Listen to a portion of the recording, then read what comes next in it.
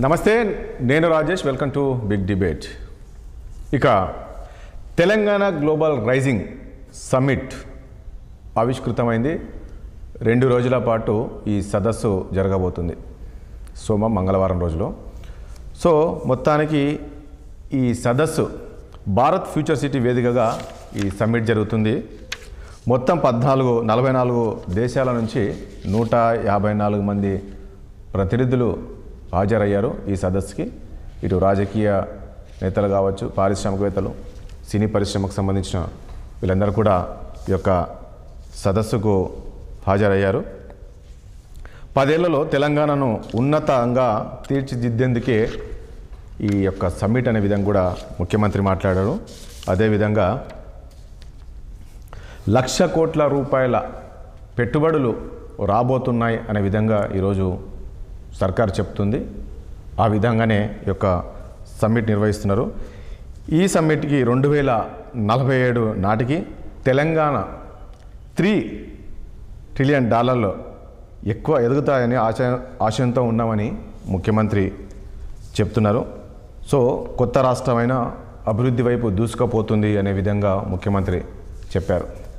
So ఈ global rising ఏదైతుందో దీనిపైన ప్రతిపక్షాలు విమర్శలు చేస్తున్నారు.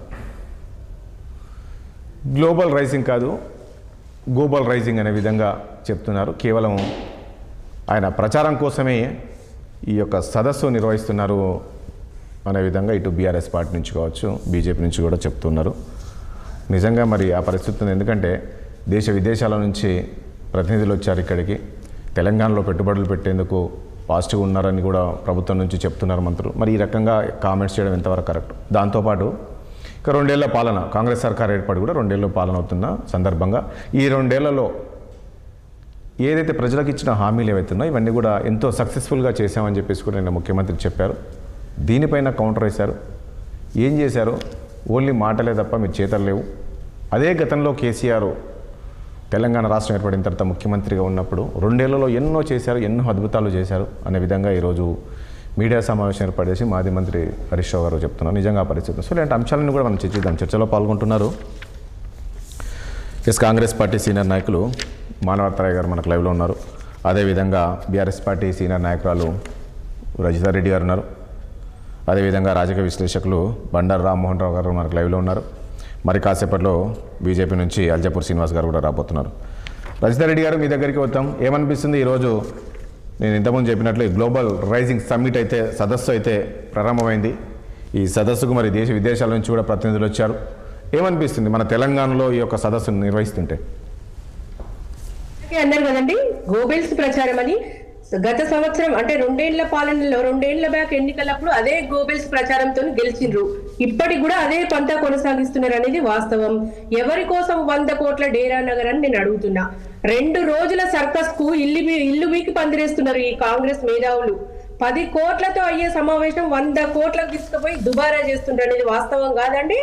అంతర్జాతీయ సమావేశాలు జరుపుకోవాలంటే దేశంలోనే అతిపెద్ద కన్వెన్షన్ సెంటర్ HICC హైటెక్స్ లో లేదండి, నగరం నడిబొడ్డున ఉంది కదా. మరి 53,000 స్క్వేర్ మీటర్ల సెంటర్ లో అంటే విస్తీర్ణంతో ఏకకాలంలో 25,000 మంది కూర్చునే ఫెసిలిటీ ఉంది. మరి ఇంత పెద్ద సమావేశం జరపాలంటే దేశంలోనే అన్ని సంస్థలు వచ్చేది హైదరాబాద్ కి. అవునా కదా? హైదరాబాద్ కి కదా అన్ని పెద్ద అంతర్జాతీయ రంగాలు వచ్చేది హైదరాబాద్ కి. కానీ మరి రేవంత్ రెడ్డి గ్లోబల్ సమ్మిట్ పేరు మీద జరుపుతున్న తమాషా కోసం ఈ హైదరాబాద్ సిటీకి 40 కిలోమీటర్ల దూరంలో ఏ వసతులు లేని దగ్గర 100 కోట్లు పెట్టి ఒక తాత్కాలిక డేరా నగర్ నిర్మించడము అంటే ఇది దేనికి సంకేతం అనుకోవాలి? మరి సరిగ్గా 48 గంటల తర్వాత ఈ డేరా నగర్ అంతా పీకేసుడే కదండి. ఈ సెట్టింగ్స్ అన్ని పీకేసుడే కదా. ఇంత చేసి రేవంత్ కట్టిన డేరా నగర్ విస్తీర్ణం ఎంతండి? 14,000 స్క్వేర్ మీటర్లట. 14,000 మరి దాని కెపాసిటీ ఎంతమంది కూర్చోవచ్చు? 5,000 మంది కూర్చోవచ్చు. ఇదే గ్లోబల్ సమ్మిట్ HICCలో జరిపితే ఎంత అయ్యేదండి? 10 కోట్లలో 2 రోజుల సమ్మిట్ అయిపోయేది. మరి ఎందుకు ఈ శాశ్వత బిల్డింగ్లు ఉండగా 2 రోజుల కోసం ఈ దుబారా, ఈ ఆదర బాదరాగా ఈ డేరా నగర్లు నిర్మించడేంది? ఈ రజిత గారు ఇక్కడ ఒకటి దుబారాని ఎందుకంటే ఇప్పుడు సరే అక్కడ ఫ్యూచర్ సిటీ అనేది ఒకటి తీసుకొస్తున్నారు, ఫ్యూచర్ సిటీ నిర్వహిస్తున్నారు కాబట్టి సో అక్కడ నిర్వహించడంలో తప్పులేదు కదా. నేను అదే అంటున్నా, ఈ 4th సిటీ పేరుతోని జరుగుతున్న రియల్ ఎస్టేట్ దందా ఎగ్జాక్ట్ గా అదే చెప్తున్నా.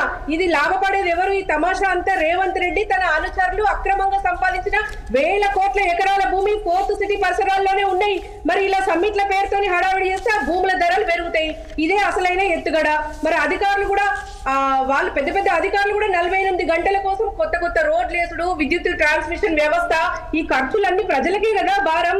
మరి ఏ రకమైన అభివృద్ధి చేయమంటే పైసలు లేవని రేవంత్ రెడ్డి గారు మరి ఈ తతంగం ఎందుకు చేస్తున్నాడు? ఇంటర్నెట్ గానీ, వేలాది ఏసీలే గానీ, వస్తువులు ఇవన్నీ సమకూర్చుతే ప్రజలు ముక్కు మీద వేలేసుకుంటున్నారండి. ప్రజలు నవ్విపోదురు కాక నాకేం సిగ్గని ఈ నాయకులు ఎటువంటి ఫెసిలిటీస్ లేకుంటే, శాశ్వత కట్టడాలు లేకుంటే, ఇట్లా మీటింగ్ జరుపుకోవడానికి ప్లేస్ లేకుంటే కదా ఇవన్నీ ఏర్పాట్లు చేయాలి. మరి ఇంత పెద్ద హైదరాబాద్ లో ఈ టెంపరీ డేరా నగర్ కడితే ప్రజలు నవ్వుతున్నారండి. అన్ని హంగులున్న హైదరాబాద్ వదిలేసి ఊరవతల టెంట్లు వేసి మీటింగ్లు పెట్టడంటే ఇక ప్రజలే కాదు ప్రతి ఒక్కరు, అసలు తెలిసినోడు తెలియనోడు అందరు నవ్వుపోతున్నారు. సంక్షేమ అభివృద్ధికి పైసలు లేవనే రేవంత్ రెడ్డి దుబారాకి ఎన్ని నుంచి వచ్చినాయండి? ఇది తెలంగాణ రైజింగ్ గ్లోబల్ సమ్మిట్ ప్రారంభోత్సవానికి పెద్ద పెద్ద ప్రముఖులను, పెద్ద పెద్ద విదేశీ పారిశ్రామికవేత్తలు ఎవరు వచ్చిండ్రు? అందరిని పిలిచినా అని చెప్పినావు కదా, ఎవరు వచ్చిండ్రు? ఇలా గ్లోబల్ కంపెనీలే లేకపోతే గ్లోబల్ సమ్మిట్ ఎట్లా జరుపుతున్నారండి? ఇది గ్లోబల్ సమ్మిట్ పేరు మీద జరుపుతున్న నాటకం. ఇక్కడ ఎవరు లేదు, పోలీస్ ఆఫీసర్లను కూర్చోబెట్టి ఆ ప్రారంభోత్సవాలు ఆ మీటింగ్ స్టేజ్ నింపిండు. కానీ అక్కడ నిజమైన పెద్ద పెద్ద విదేశీ సంస్థలు, అంతర్జాతీయంగా వచ్చిన పెద్ద పెద్ద దిగ్గజాలు ఎవరు కనిపిస్తలేరు కదా. మొదటి రోజే చూస్తుండదండి కాంగ్రెస్ పాలనకు నిన్న 2 ఏళ్లు. ఈయన చేసేవన్నీ కూడా గోబెల్స్ ప్రచారమే, ప్రజలను మభ్యపెట్టుడే, హడావిడి చేసుడే, ఫోర్త్ సిటీ పేరుతోని ఈ భూ ధనదాహం ఏదైతే ఉందో దాన్ని పెంచుకోవాలన్న కుట్ర. మరి 2 ఏళ్ల పాలనలో రాష్ట్ర ప్రజలకు కాంగ్రెస్ మొండి చేయి చూపించింది అనేది వాస్తవం కాదా? వీళ్ళకి ఒక విజన్ ఉన్నదా? హామీలు ఒక్క మాటలో చెప్పాలంటే గుండు సున్నా. ఇంతవరకు వీళ్ళు ఏం చేసిర్రు? వీళ్ళకి ఒక విజన్ లేదు. రజిత గారు ఈరోజు ఒకటండి, రజిత గారు ఈరోజు ఏదైతే మనం ఈ సమ్మిట్ నిర్వహిస్తున్నామో గ్లోబల్ రైజింగ్, ఈరోజు ప్రపంచ దేశాల నుంచి ఎక్కడెక్కడ నుంచి ప్రతినిధులు వచ్చారు కదండి. ప్రపంచం అంతా కూడా తెలంగాణ వైపు చూస్తుంది కదా, పెట్టుబడులు పెట్టే అవకాశం ఉంది కదా. ఎందుకు మీరు ఆ రకంగా మాట్లాడుతున్నారు? ఎవరు వచ్చిరో చెప్పండి. నాగార్జున గారు వచ్చిండ్రు, ఇంకెవరు వచ్చిర్రు చెప్పండి. ఒకరిద్దరు వచ్చి గ్లోబల్ సమ్మిట్ అనరండి. అంతర్జాతీయ అక్కడ వేదిక మీద ఎవరున్నారండి? మన పోలీస్ ఆఫీసర్లతో నిండిపోయింది వేదిక. కానీ ఒక్కరు విదేశీ పెద్ద పెద్ద దిగ్గజాలు ఎవరు వచ్చారో ఒక్క పేరు చెప్పండి. ఎవ్వరూ లేరు. మీరు ప్రపంచ దిగ్గజాలను పిలిస్తే కనీసం 25 మంది అయినా రావాలి కదండి. ఇంత పెద్ద గ్లోబల్ సమ్మిట్ కి మన ఏసీపీలు, మన పోలీస్ ఆఫీసర్లతో నిండిపోతుందండి వేదిక. ఏమీ లేదు. మీరు పిలిస్తే ఎవరు వచ్చే పరిస్థితి లేదు. రజిత గారు మీరు మరీ అంత తక్కువ చేసి మాట్లాడుతున్నారు. ఈ గ్లోబల్ సమ్మిట్ ఏంది? మనాతరాయ్ గారు ఏంటి, ఎవరు లేరంటే అసలు ప్రతినిధులు లేరు. మొత్తం మన రాష్ట్రానికి సంబంధించిన పోలీసులు, రాజకీయ నాయకులు, ఆ కోమటిరెడ్డి లేకుంటే ఆ నాగార్జున లేదు, శ్రీధరబాబు వీళ్ళే కూర్చున్నారు అంటున్నారు. ఇప్పుడు 10 ఏళ్ళు లూటీ చేశారు. కేసీఆర్ దుబారా మూలంగా తెలంగాణ దివాలా తీసింది. గాడి తప్పిన ఆర్థిక వ్యవస్థను గాడిలో పెట్టేందుకు రేవంత్ రెడ్డి గారు తెలంగాణ రాష్ట్రాన్ని, అధపాతాళంగా నెట్టబడిన తెలంగాణ రాష్ట్రాన్ని అభివృద్ధి పదంలోకి నడిపేందుకు ఒక గజయితగాళ్ళ లెక్క శ్రమిస్తుంటే చూసి తట్టుకోలేని మాటలుగా వారిని చూడాలంతే. ఎందుకంటే ఇలా తెలంగాణ పౌరుడి, మీ యొక్క తలసరి ఆదాయం, నా యొక్క తల మీద ఆదాయం, అందరి తలసరి ఆదాయం 4,30,000. ఆ స్థాయికి పెంచారు. పౌరుల యొక్క ఆదాయాన్ని పెంచారు. అంతేకాదు ఖాళీ కాబడ్డ ఖజానాన్ని నింపేందుకు కేంద్ర ప్రభుత్వం సాయం చేయకుండా తనే సొంతంగా దేశంలో ప్రధానమంత్రి చేయాల్సిన పనులను ఒక రాష్ట్ర ముఖ్యమంత్రి పెట్టుబడులు తెచ్చింది. పోయినసారి స్విట్జర్లాండ్ దాహోకు పోయాటు.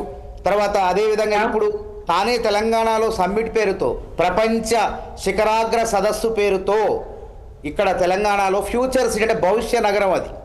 ఇప్పుడు కులీ కుతుబ్షా చార్మినార్, కుతుబ్షాహీలు, నైజాం నవాబులు, తర్వాత సైబరాబాద్ అంటే చంద్రబాబు నాయుడు.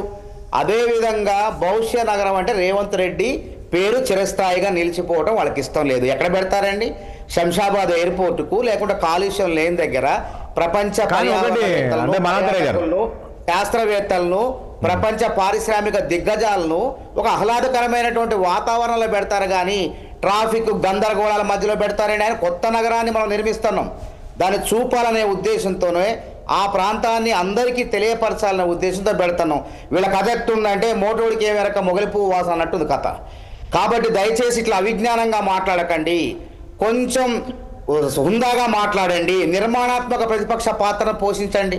ఏమైనా రేవంత్ రెడ్డి ఇంట్లో పోతే 1,00,000 కోట్ల పెట్టుబడులు వస్తే, 3 ట్రిలియన్ల పెట్టుబడులు వస్తే ఏమన్నా రేవంత్ రెడ్డి జేబులోకి పోతాయా? తెలంగాణ రాష్ట్ర అభివృద్ధికి పోతాయి, అంతే ఖజానా నిండుతుంది, సంక్షేమ పథకాలు ద్వారా పేద ప్రజలు బాగుపడతారు.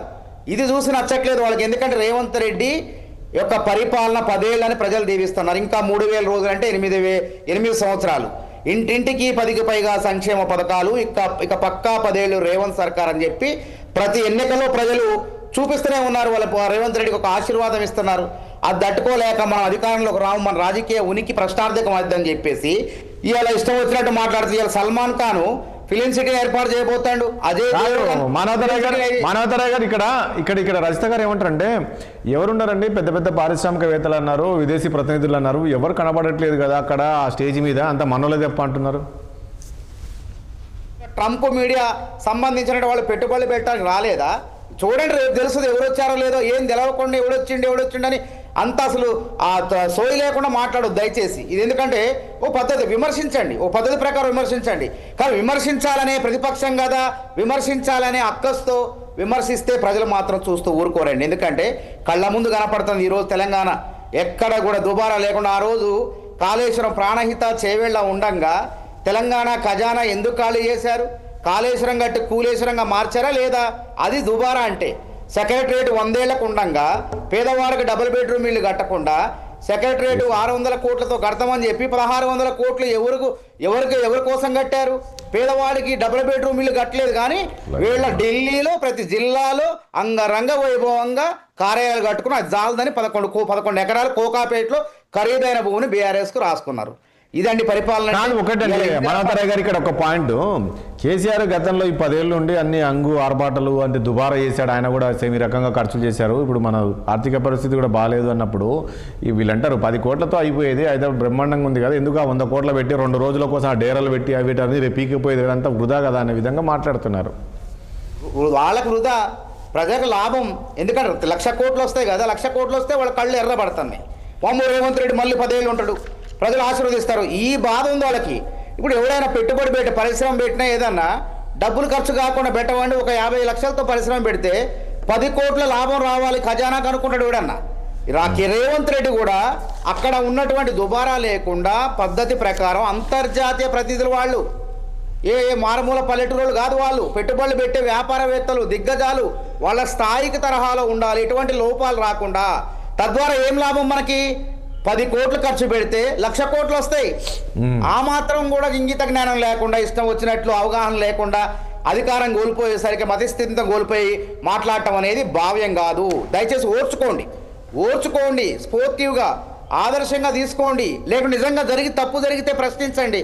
అంతేగాని అక్కడ ట్రంప్ కార్యాలయం సంబంధించిన వాళ్ళు వచ్చి పెట్టుబడులు పెడతామని చెప్పి విదేశీ ప్రతినిధులు వచ్చి అదానీ కంపెనీ అయింది, అదే దేవగన్ ఫ్యూచర్ ఫిలిం సిటీ అంతర్జాతీయ ప్రమాణాలతో అక్కడ కొత్త నగరంలో, భవిష్యత్ నగరంలో నేను ఫిలిం సిటీ కడతా అంటాడు. సల్మాన్ ఖాన్ అంటాడు అన్నపూర్ణ స్టూడియోని అంతర్జాతీయ స్థాయిలో నేను అక్కడ నిర్మిస్తా అని చెప్పి అక్కినేని నాగార్జున అంటే ఎందుకంటే వీళ్ళు కళ్ళు. మనోహర్ గారు, ఇప్పుడు మీరు అన్నట్లు 1,00,000 కోట్ల పెట్టుబడులు ఖచ్చితంగా వస్తాయంటారు మీరు?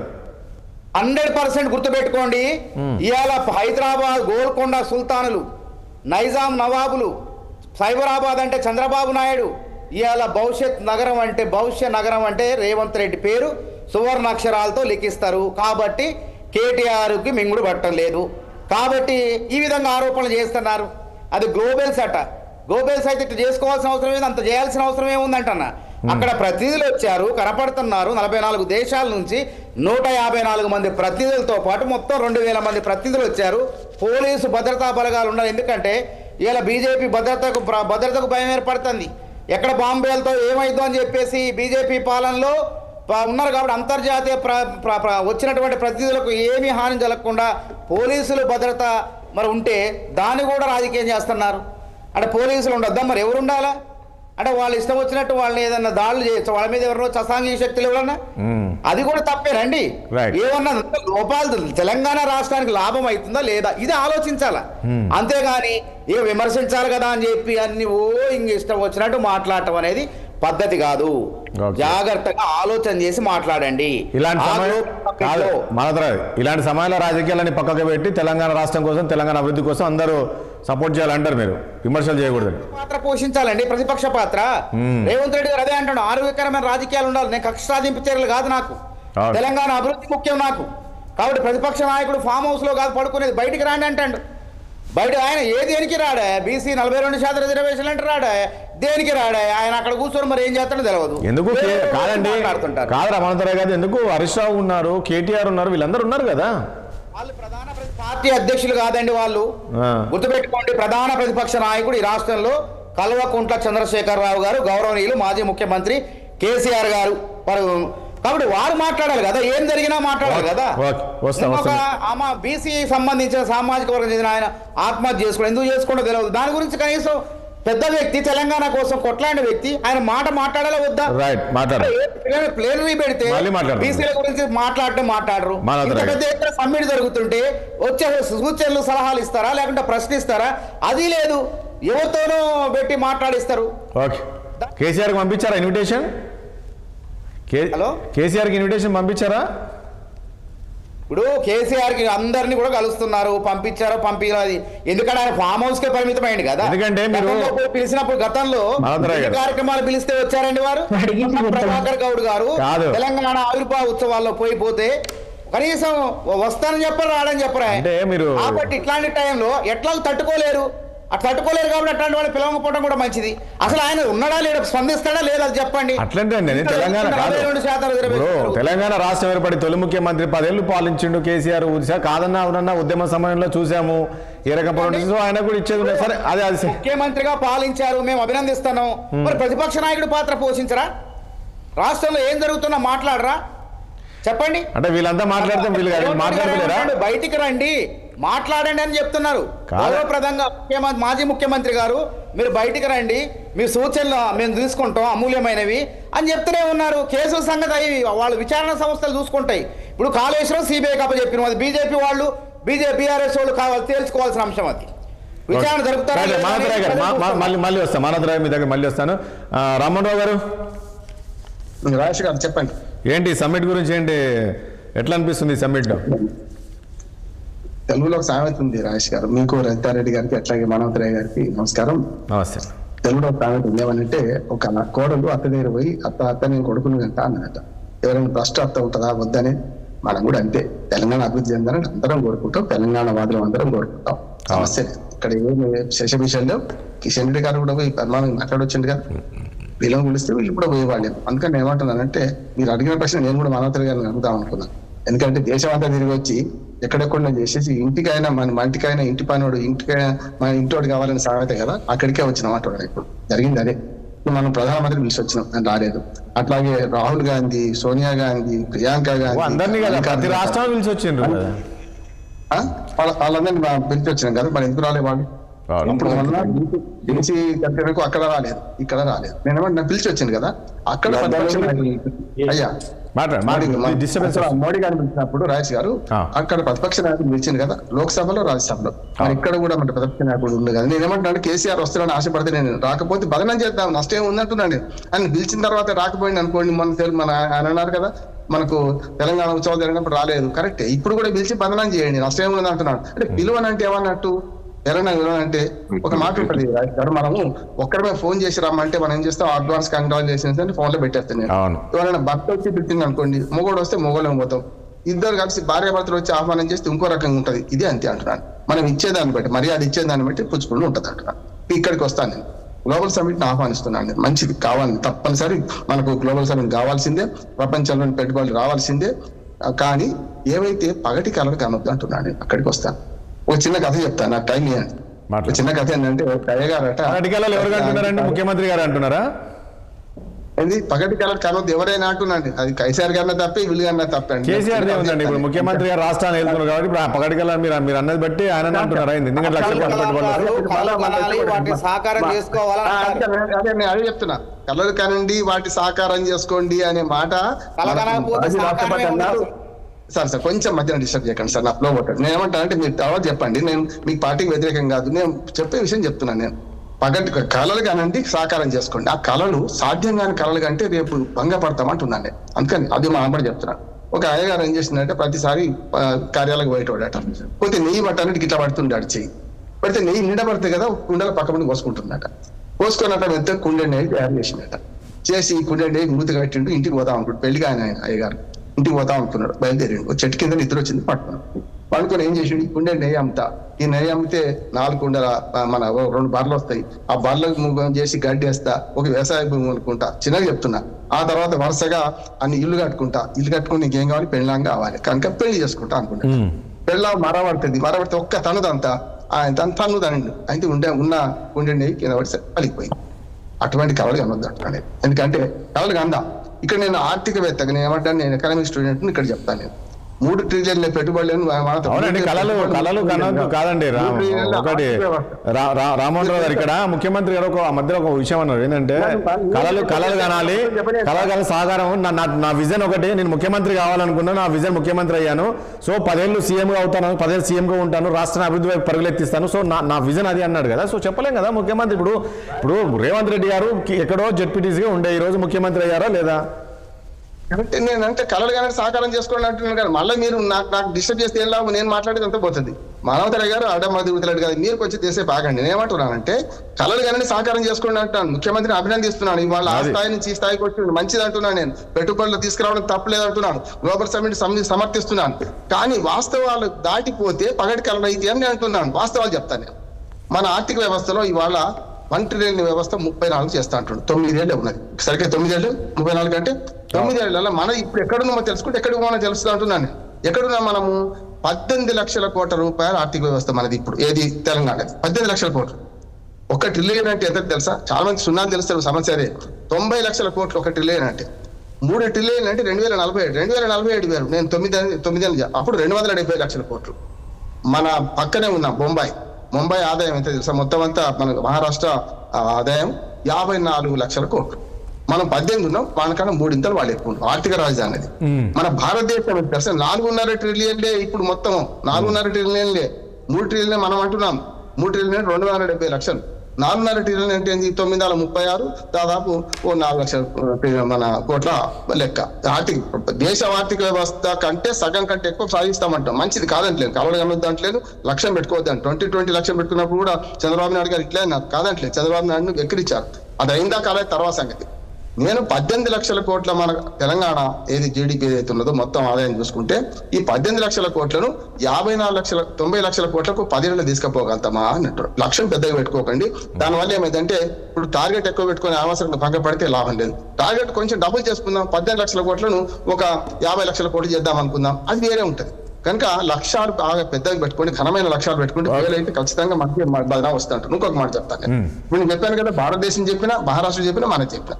రెండోది మింగ మెతుకు లేదు మీసాలకు సంపేగను అన్నట్టు ఈ ప్రభుత్వాలు ఏమైనా అంతకుముందు కేసీఆర్ గారు చెప్పినప్పుడు అదే అన్న. ప్లీజ్ రామ్మోహన్ రావు గారు మాట్లాడారు, సమయం లేదు ఇంకా. నేను చాలా క్వశ్చన్స్ ఉన్నాయి, చాలా సబ్జెక్ట్ వేరే ఉన్నాయి. ప్లీజ్ తొందరగానే ప్లీజ్. మీరు ఎక్కువసేపు టైం తీసుకుంటారు, దయచేసి ఒకటే ప్లీజ్. మీరు సబ్జెక్ట్ రండి ప్లీజ్. నేను మీ ఆన్సర్ నేను నోట్లో పెట్టుకోను. ఒక్కటే మాట చెప్పు. నేనంటే ఎగ్జామ్స్ టైం సరిపోదు.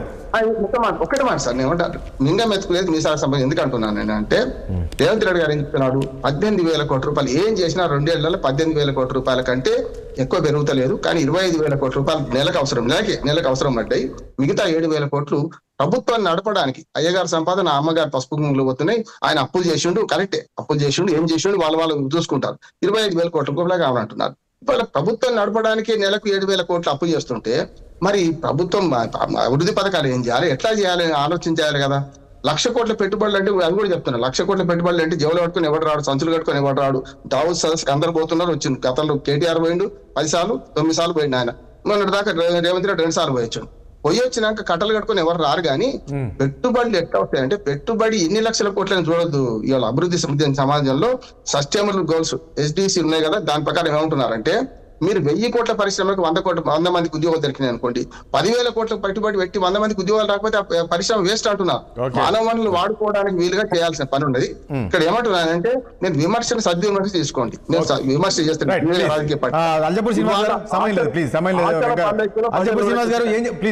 రామ్మోహన్ గారు, అల్జపూర్ శ్రీనివాస్ గారు బీజేపీ కూడా విమర్శిస్తున్నట్టుంది ఈ గ్లోబల్ సమ్మిట్ కు సంబంధించి. ఎందుకు విమర్శలు చేస్తున్నారు మీరు? లేదు, మేము విమర్శించడం ప్రభుత్వాన్ని ఎంకరేజ్ చేయడం కోసం అప్రమత్తం చేస్తున్నాం తప్ప ఎందుకు విమర్శిస్తాం? ఎక్కడ? ఈ రాష్ట్రానికి పెట్టుబడులు వస్తా ఉంటే వద్దంటామా? ఆ పోలీసు వ్యవస్థ మీద కూడా విమర్శలు చేస్తున్నారు మీరు. సార్ అక్కడ ఉన్న పోలీసుల దానిపైన విమర్శలు చేస్తున్నారు మీరు.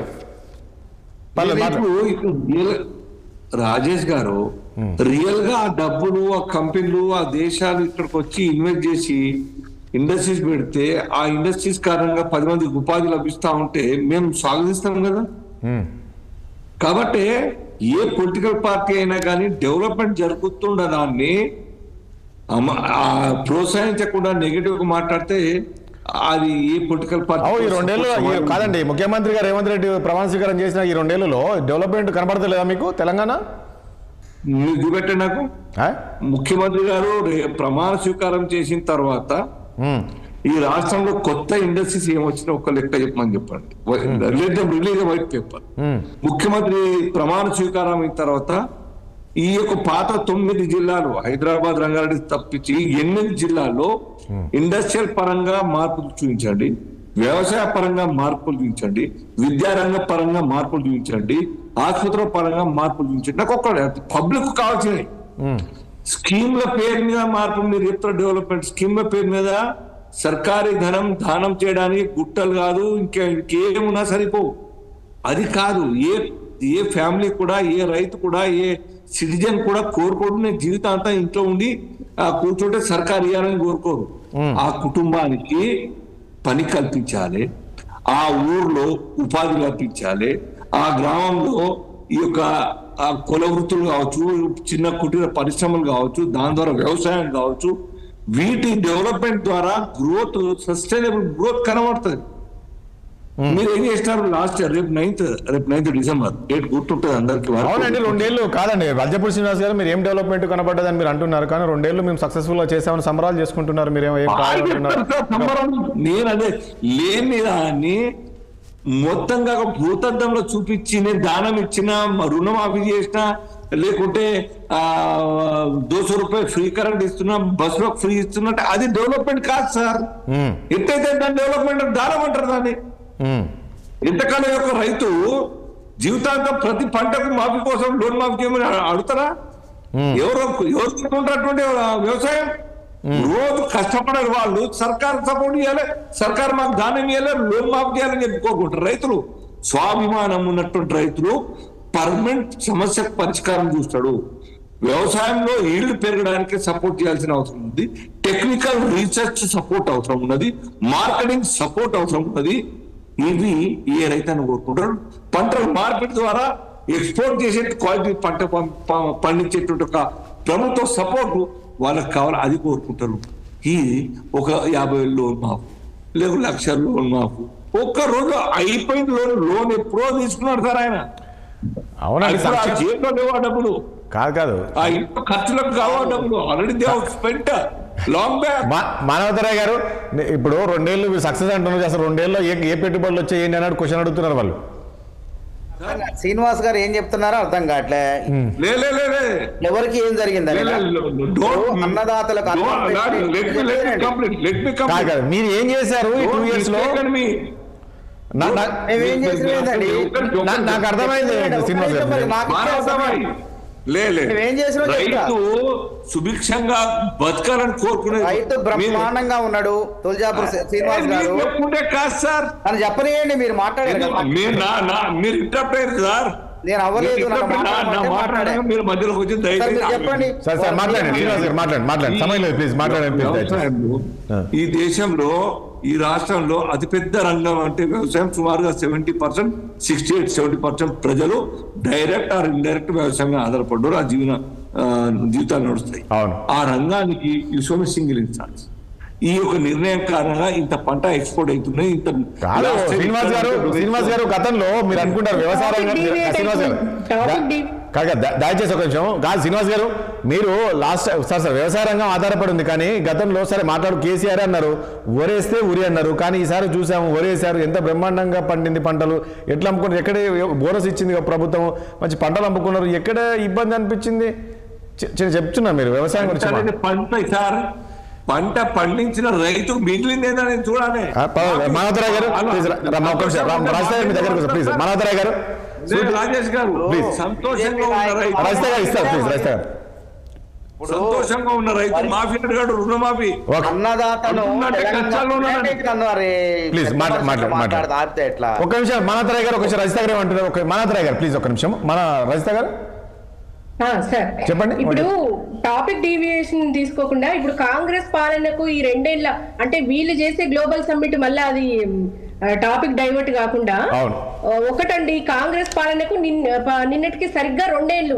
మరి 2 ఏళ్ల పాలనలో రాష్ట్ర ప్రజలకు ఏం చేసినారో కూడా డిస్కస్ చేద్దాం. 2 ఏళ్లలో వీళ్ళు చేసింది ఏముందండి? ఒక విజన్ తో చేసిన ఒక్క పని ఉందా? కాంగ్రెస్ నాయకులు కూర్చున్నారు మరి డిబేట్ లా, వాళ్ళు చెప్పగలరా?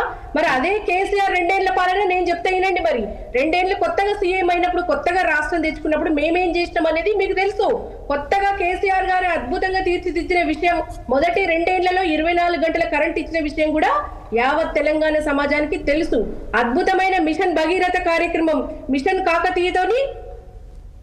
భగీరథ తెచ్చినాం. మిషన్ కాకతీయతోని 44,000 చెరువులను తవ్వించి అంటే అప్పుడు రాష్ట్రం మన చేతికి మన మిగిలి బడ్జెట్ ఎంత ఉండే రజిత గారు?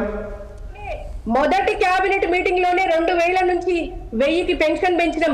రాష్ట్ర ప్రజల కోసం కేసీఆర్ గారు చేసిన పనులు చెప్తున్నా నేను. వచ్చిన వెంటనే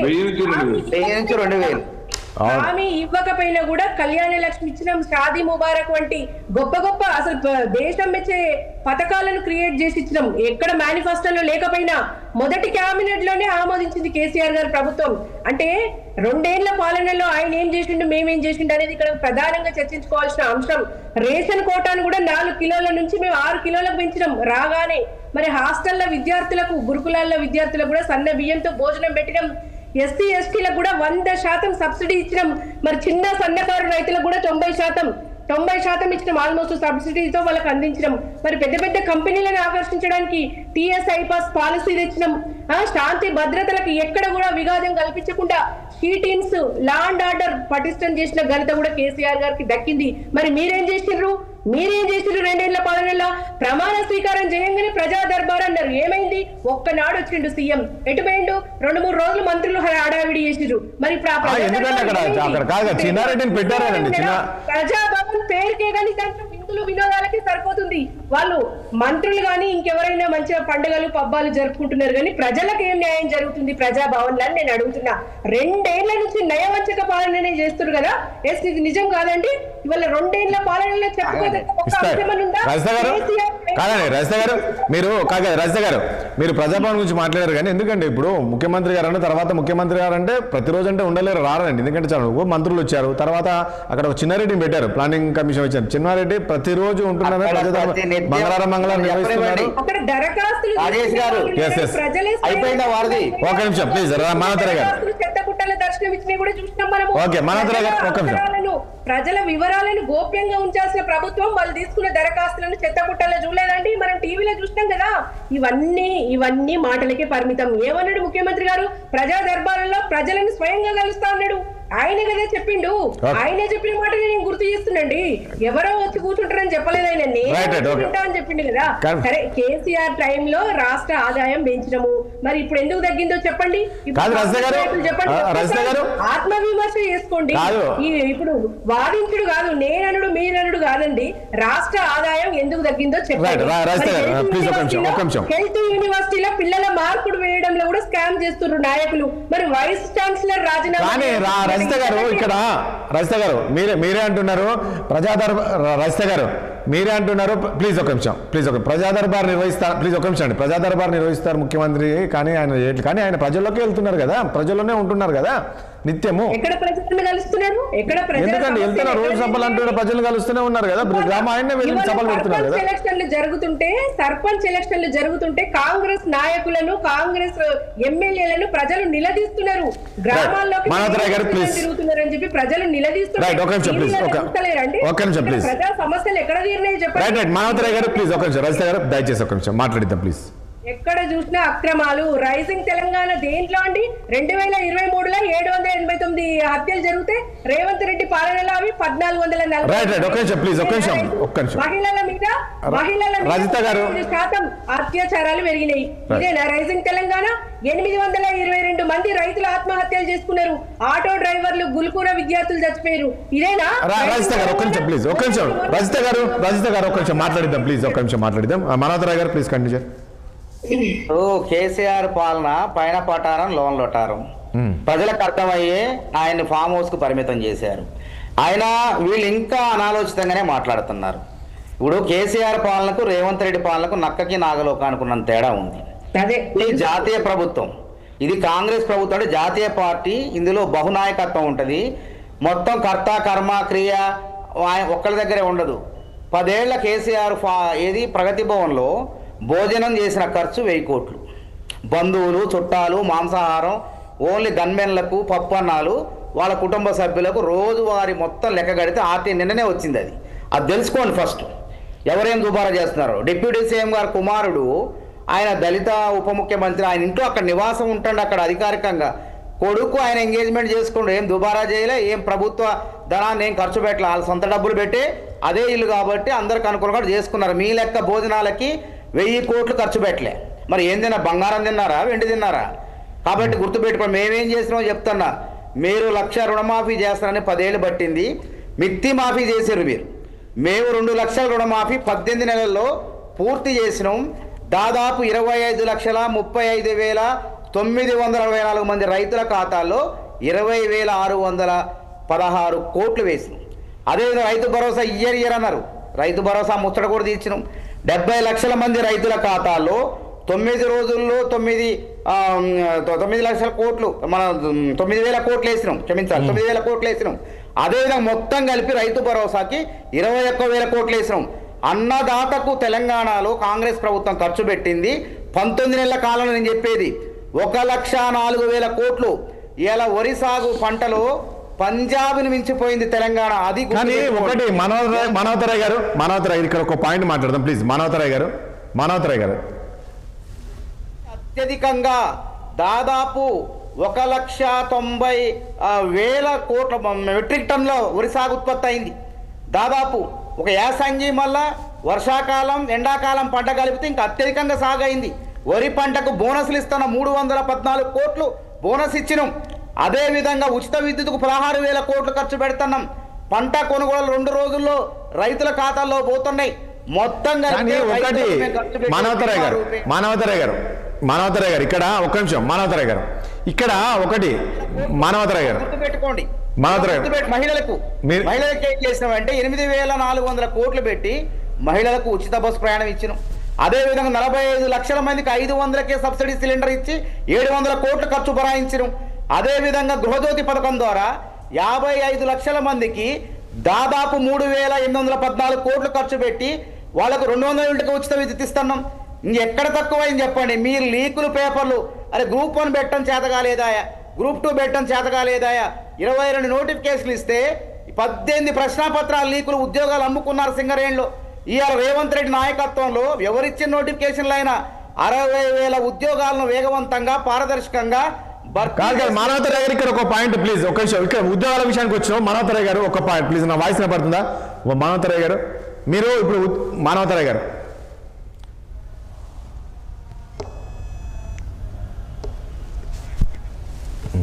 లేదు, ఎన్నికల సంఘం అనుమతి లేదు, తర్వాత హెచ్ఎండిఎస్ సంస్థలో రికార్డులు లేవు, ఇష్టం వచ్చినట్టు చేశారు. 50 కోట్లు పంపించారు, వెంటనే వీళ్ళ పార్టీ ఖాతాలోకి బీఆర్ఎస్ ఖాతాలోకి 44 కోట్లు. మనోహరరాయ్ గారు ఇక్కడ ఒక పాయింట్, నా వాయిస్ వినపడుతుందా? మనోహరరాయ్ గారు ఇక్కడ ఒక పాయింట్, నా వాయిస్ మీరు 60,000 ఉద్యోగాలు ఇచ్చాము మీరు 2 ఏళ్ళు అంటున్నారు. ఇక్కడ కొంచెం చూడండి. అంటే ఆల్రెడీ గతంలోనే కాంగ్రెస్ బీఆర్ఎస్ ఆయనలోనే నోటిఫికేషన్లు అవైతే మీరు ఓన్లీ నియామకాలు ఇచ్చారు, మీరు దాన్ని మీ అకౌంట్లోకి వేసుకుంటున్నట్టున్నారు. ఇప్పుడు ఈరోజు ఒక విషయం ప్లీజ్, ఒక పాయింట్, నేను ఇంకొక పాయింట్. ఈరోజు మేము ఏం చేసామని బీఆర్ఎస్ చెప్పుకోవాలి టకా 6 చెప్తున్నారండి. ఒకటేంది మిషన్ భాగీరథ చేసాము, మిషన్ కాకతీయ చేసాము, తర్వాత గురుకులు తీసుకొచ్చాము, అదేవిధంగా ఇట్లా చాలా చెప్పారు వాళ్ళు ఇవన్నీ. కానీ మీరు సడన్గా చెప్పుకోవడానికి ఏదో ఒక బస్సు తప్ప అనేది ఈరోజు అంటున్నారు. బస్సు ఒకటి చేశారు, సిలిండర్ తప్ప మీరు పింఛన్ ఆ రోజు పింఛన్లు చేశాము అని చెప్తున్నారు వాళ్ళు. మ్యూట్లో ఉన్నారు చూడండి.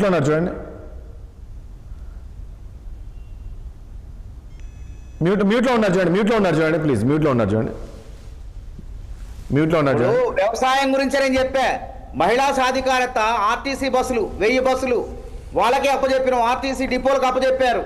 అదేవిధంగా 26,000 కోట్లు పావులావు కోటికి రుణాలు, సోలారు విద్యుత్, పారిశ్రామికంగా వాళ్ళని అభివృద్ధి చేస్తున్నాం, పెట్రోల్ బంకులు ఇచ్చినాం, స్కూల్ యూనిఫామ్లు కుట్టాను. గతంలో కమిషన్లకు ఇచ్చేది వేరేకి, ఇలా మహిళా సంఘాలకు అప్పచెప్పినాం. ప్రభుత్వ పాఠశాలలో 650 కోట్లు పెట్టి ఆడ మొత్తం కూడా ప్రభుత్వ పాఠశాల బాధ్యత మొత్తం మహిళా సంఘాలకు అప్పచెప్పినాం. ఈ విధంగా మహిళలకు అన్ని రకాలుగా మేము తీసుకుపోతుంటే మహిళలు లక్షాధికారులు కాదు, 1 కోటి మంది మహిళల్ని కోటీశ్వరం చేయబోతున్నాం. అది చూసి వీళ్ళు తట్టుకోలేకపోతున్నారు వీళ్ళు ఇలా. కాబట్టి అదొక రకమైన అంశం. కాబట్టి ఎన్ని సంక్షేమ పథకాలు చేసినప్పటికీ ఇవాళ తెలంగాణ రాష్ట్రం వీళ్ళు చేసిన వడ్డీలు కట్టడానికే సరిపోతుంది. ప్రభుత్వ ఉద్యోగులకు వీళ్ళు పెట్టిన బకాయిలు తీర్చడానికే సరిపోతుంది. అయినప్పటికీ రాష్ట్రాన్ని 2 ఏళ్లలో గాడిలో పెట్టి ఒక దారిలోకి తీసుకొచ్చినటువంటి చరిత్ర ముఖ్యమంత్రి రేవంత్ రెడ్డి గారిది. కాబట్టి ఎక్కడా కూడా దుబారా లేదు, వృధా లేదు. ప్రజల మధ్యకు వచ్చి వరదలు వస్తే ముఖ్యమంత్రి గారు నాలాల దగ్గరకు పోతాడని చూడలేదండి వీడియోలు మీరు? ఎప్పుడన్నా కేసీఆర్ అట్లా పోయిండా? అరే ప్రతిపక్ష నాయకుడు గారు ఆడా బయటికి ప్రజల మధ్యనే ఉంటాండి. కేసీఆర్ పోయారంటే ఒకటి మనోహరయ్య గారు, మీరు అట్లా అంటే ఇప్పుడు అధికారులు చేయాలి అక్కడ పనులు తప్ప ముఖ్యమంత్రి వెళ్తే ముఖ్యమంత్రి చుట్టూ తిరగాల్సి వస్తుంది అధికారులు. సో అందుకని ఆ రోజుల్లో ముఖ్యమంత్రి కూడా ఇవి కూడా వచ్చినాయండి. ఇప్పుడు ప్రతిరోజు దరఖాస్తు నన్ను చెప్పనివ్వండి ప్రతిరోజు దరఖాస్తులు తీసుకుంటున్నారు. అదే కాకుండా ఇవాళ రాష్ట్రంలో 2 లక్షల ఉద్యోగాలు ఉన్నాయి, వాళ్ళకి చేత కాలేదు. అవినీతి 60,000 ఉద్యోగాలు అంటే 2,60,000 ఉద్యోగాలు 1,40,000 ఖాళీలు ఉన్నాయి. ఇంకా ఆ 1,40,000 త్వరలోనే రేపో మాపో 40,000 ఉద్యోగాలు వేస్తాం. ఇంకొక 1,00,000 ఉద్యోగాల్ని 3 ఏళ్లలో భర్తీ చేస్తాం. కాబట్టి అవినీతి లేదు. గ్రూప్ 1 ఎగ్జామ్ పెట్టడం చేత కాలేదు, 2 సార్లు లీకులు, బయోమెట్రిక్ పాటించలేదు. ఈ విధంగా నిరుద్యోగుల జీవితాలతో ఆడుకున్నారు. కాబట్టి అనేక కృత్రిమ ఉద్యమాలు తీసుకొచ్చి ప్రయత్నం చేసి విఫలమైపోయారు. కాబట్టి తెలంగాణ సమాజం మొత్తం గురుకులాలు అంటున్నారు, పక్కా భవనాలు ఉన్నాయండి.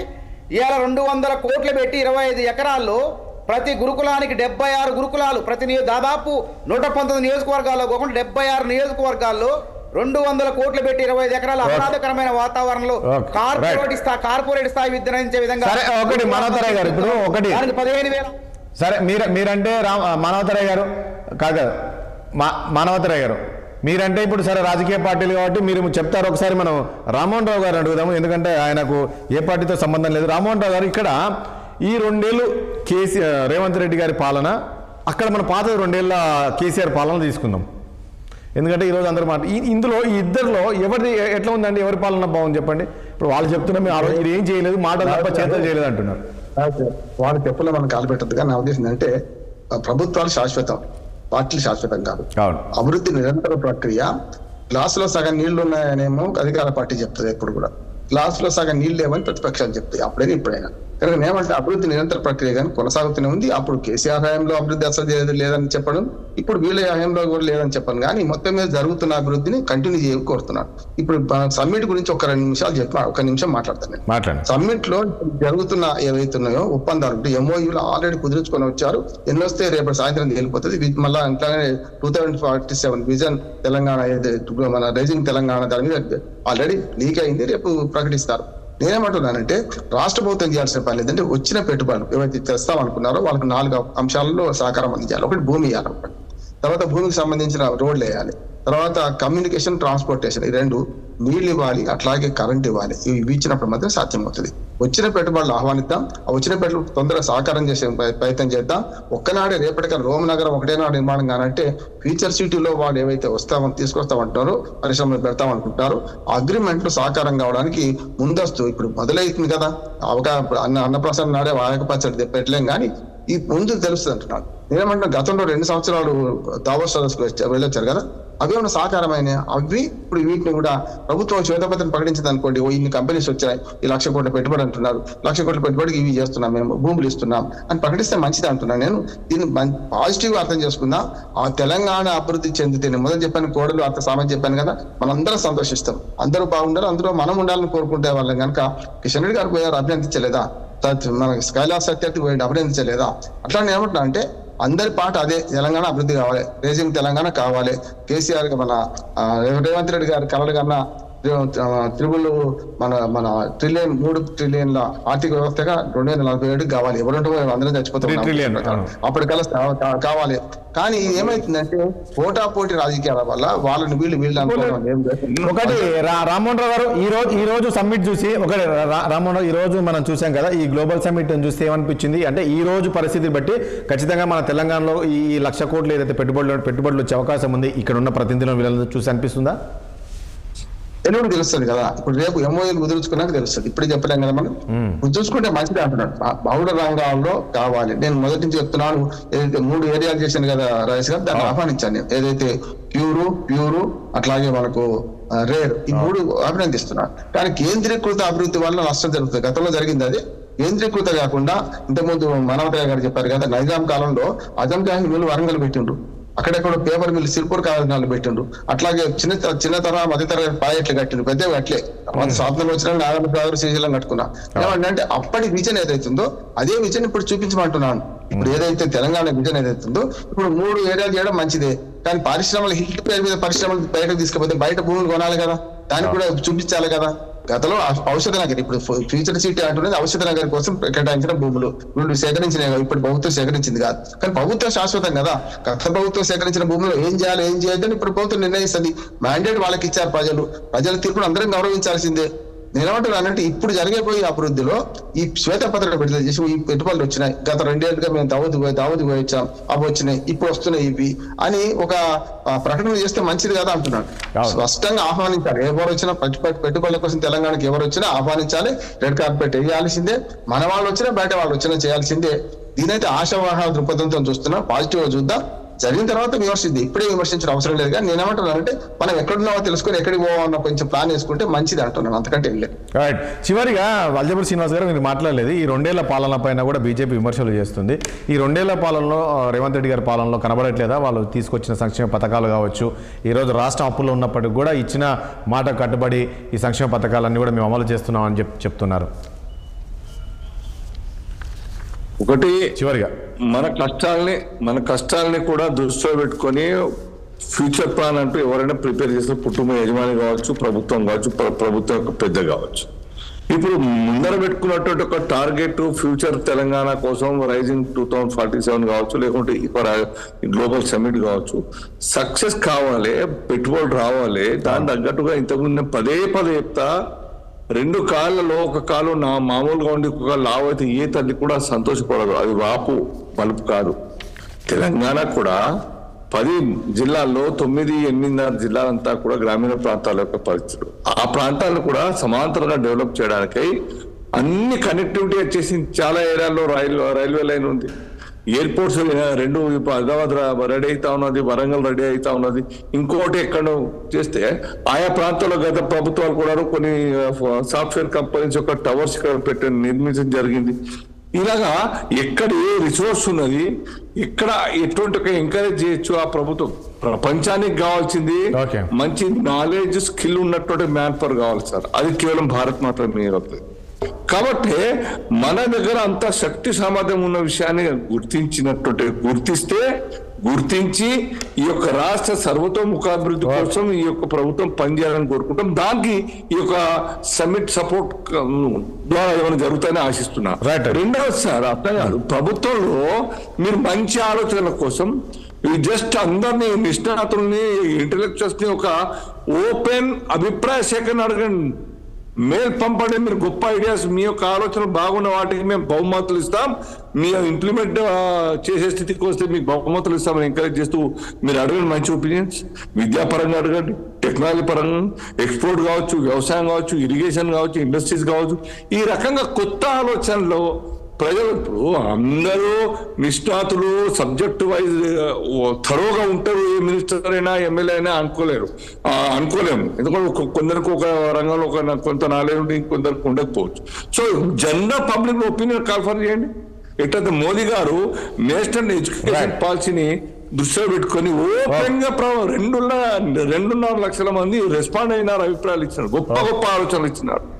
అట్లా ఈ యొక్క రాష్ట్రాభివృద్ధి కోసం ప్రభుత్వం ఇటువంటి ఒక అభిప్రాయ సేకరణ తీసుకొని ఈ యొక్క రాష్ట్రం అన్ని జిల్లాలో సమాంతరంగా డెవలప్ చేయడం కోసం ఈ గ్లోబల్ సమ్మిట్ ద్వారా ఒక ప్లాట్ఫామ్ కావాలి. అది ముఖ్య పాత్ర భూమిక నిర్వహించాలి. మీరు ఏం చేస్తున్నారు సార్? మీరు ఓవరాల్ ఎందుకు నిర్మించినారు? కంజెస్ట్ అవుతుంది, పాపులేషన్ కంజెషన్ వచ్చేసి చాలా పొల్యూషన్ వస్తా ఉన్నది కాబట్టి ఓవరాల్. ఇప్పుడేమో ఏమన్నా ట్రిపుల్ ఆర్కి వచ్చింది. ట్రిపుల్ పాపులేషన్ పెరిగింది కదా మరి కాదు, ఇప్పుడు ఇది కూడా సరిపోవట్లేదు. ఇప్పుడు ట్రిపుల్ ఆర్ మనకు 4 లక్షల మంది అభిప్రాయాలు తీసుకున్నారు, మనకు ఇది కూడా సరిపోవట్లేదు కదా, అవుటర్ రింగ్ రోడ్ కూడా సరిపోవట్లేదు. అందులో ఎక్కడ కూడా గ్రామీణ ప్రాంతాల 4 లక్షల మంది అభిప్రాయాలు భారతదేశం గ్రామీణ ప్రాంతాలలో డెవలప్మెంట్ కోసం ఎటువంటి అభిప్రాయం ఏ సదస్సులు, విద్యా సదస్సు, పారిశ్రామిక సదస్సు, తర్వాత ఫార్మా సదస్సులో ఏ చేసుకోవాలో మానవత గారు రూరల్ జిల్లా గ్రామాభివృద్ధి కూడా ఉంది, అక్కడ వ్యవసాయ అభివృద్ధి ఉంది, అడిగినట్టయితే లేదు అన్ని రకాల అభివృద్ధి గురించి తెలిసి అక్కడ మీరు పేపర్ హైదరాబాద్ 4th సిటీ బహుశా నగరమే కాదు, గ్రామ తెలంగాణ రాష్ట్రాన్ని ఏ విధంగా అభివృద్ధి చేయాలో సో ఎవరైతే నిష్ణాతులైన వారి నుంచి సూచనలు తీసుకొని ఆ సదస్సులు ఉన్నాయి. 2 రోజులు ఉత్తగా తినిపోవటం కాదు, డాక్యుమెంటరీ వస్తుంది. అవును కరెక్ట్ రైట్. చూద్దాం రేపు తెలుస్తుంది కదా.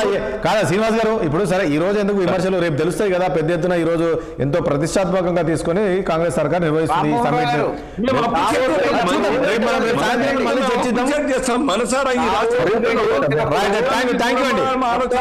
లక్షల కోట్ల పెట్టుబడులలో 1,32,000 కోట్ల పెట్టుబడుల పనులు ఇక్కడ జరుగుతున్నాయి. నేను చెప్తా, కంపెనీలు చూడండి.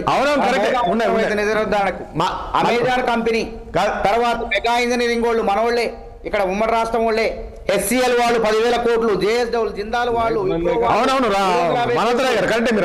Global holdings. Right, thank you అండి మనోహర్ గారు. ప్లీజ్ చూద్దాం, మనం రేపు కూడా మళ్ళీ డిస్కషన్ పెడదాము, దీని మీద ఏం జరుగుతుంది. థ్యాంక్ యూ అండి రామ్మోహన్ రావు గారికి, అదేవిధంగా రసారెడ్డి గారికి, మనోహర్ గారికి, శ్రీనివాస్ గారికి చర్చల పైన ధన్యవాదాలు అండి. చూసాం కదా మొత్తానికి ఏదైతే తెలంగాణ సర్కారు, కాంగ్రెస్ సర్కారు ప్రతిష్టం ఇంతకుముందు అన్నట్లు ఎంతో ప్రతిష్టాత్మకంగా తీసుకొని ఈ యొక్క గ్లోబల్ సమ్మిట్ అయితే నిర్వహిస్తుంది. చూడాలి ఏంటి మరి ఎంతవరకు పెట్టుబడులు పెట్టబోతున్నారు.